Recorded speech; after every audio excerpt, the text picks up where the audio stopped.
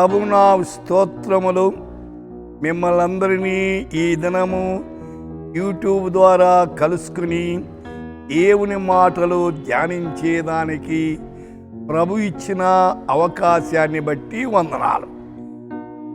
ఈ దినము కీర్తనలు 12:7 Sam 12:7.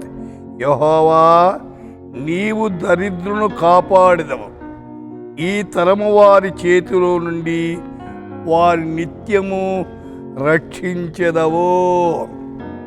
Thou shalt keep them, O Lord, thou shalt preserve them from this generation forever.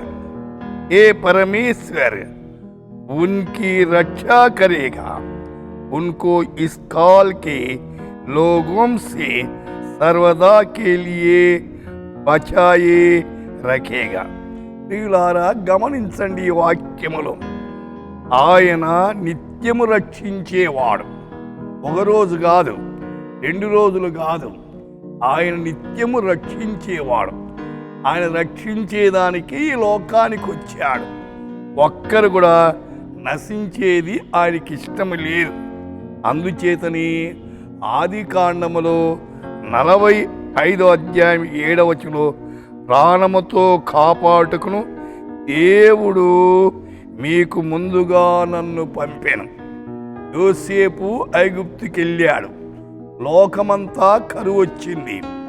అప్పుడు వాళ్ళ సోదరులు వచ్చినప్పుడు వాళ్ళతో అంటున్నాడు, దేవుడే అయితే మీకు ముందుగా నన్ను పంపాడు అని హెచ్చరిస్తున్నాడు.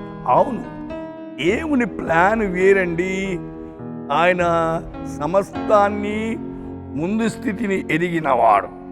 అందుచేతనే సామెతలు 2:11 బుద్ధి నిన్ను కాపాడు, వివేచన నీకు కావలి ఉండును. అవును, మనకు కావలి వివేచన ఉంటుంది.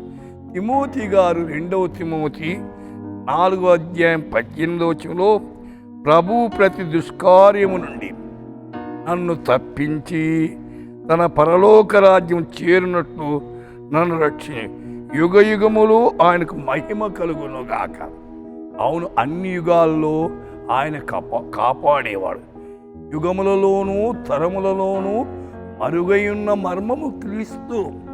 అది చాలా అవసరమైనది. 2వ సమూయేలు గ్రంథములో 8వ అధ్యాయం 6వ వచనంలో, దావీదు ఎక్కడికి పోయినను యెహోవా అతను కాపాడుచుండెను. దావీదును కాపాడిన దేవుడు సోదరి సోదరుడా నిన్ను కాపాడుతాడు.